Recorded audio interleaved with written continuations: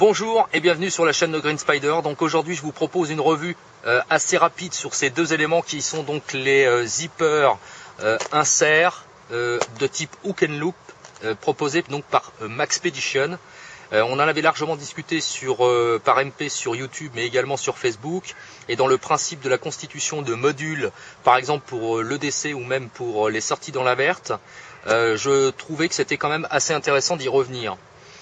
Donc il y a deux types d'éléments. Il y a les small qui sont vraiment assez petits, et puis il y a ceux-là qui sont donc sur le principe des 5 pouces par 7 pouces, comprenez par là 18 cm de long par 13 cm de haut et seulement 2 cm d'épaisseur. L'intérêt, c'est qu'au dos, comme on peut le voir, il y a une large plaque de type velcro mâle qui va permettre d'insérer ce type d'éléments dans les sacs, pourvus donc de système velcro.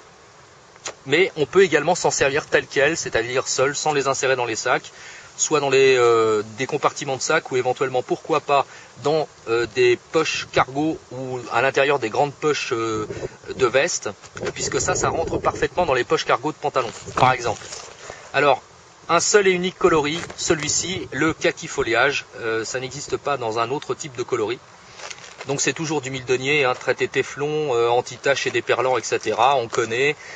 Zipper donc avec des fermetures YKK, donc YKK.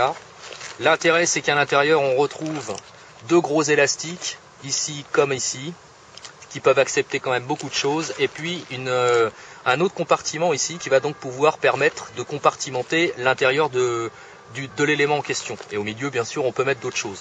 Ici, c'est une configuration de trousse bobologique minimaliste, donc on peut y penser. C'est quand même assez usuel au final.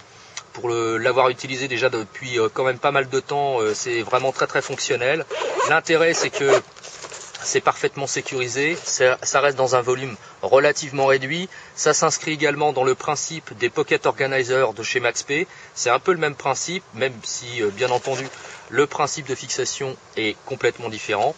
Mais on pourra également s'en servir comme une constitution, soit ponctuelle ou quotidienne, de principes d'éléments EDC, comme ici par exemple. Donc on retrouve un chargeur pour lecteur MP3, un couteau, etc. Quelques trucs éventuellement dont on a besoin. Bien sûr, c'est une configuration personnelle, mais on peut penser bien entendu aussi à la constitution d'un tas d'éléments de type module, comme pour la sortie dans la verte, module feu, et module bien sûr bobologique, principe donc d'attache avec mousqueton, pourquoi pas paracorde, etc. Bref, de quoi bien optimiser et surtout bien sécuriser le principe d'emport dans la constitution des modules. Voilà. En ce qui concerne le Rotex, puisque je vous fais le Rotex dans la foulée, comme c'est toujours mon habitude maintenant, ce sont à mon sens de vrais bons produits qui s'inscrivent dans, comme je vous le disais tout à l'heure, la logique des pocket organizers. C'est vraiment sur ce principe-là. On n'y pense pas assez. Personnellement, c'est la seule et unique vidéo en français que je vous propose sur ce principe-là. Je trouve que c'est, à mon sens, trop peu présenté, c'est assez écarté, et pourtant c'est pas cher du tout, puisqu'il faut compter à peu près 14 €, entre 12 et 14 € pour une pochette. Donc c'est pas très cher et c'est véritablement très fonctionnel.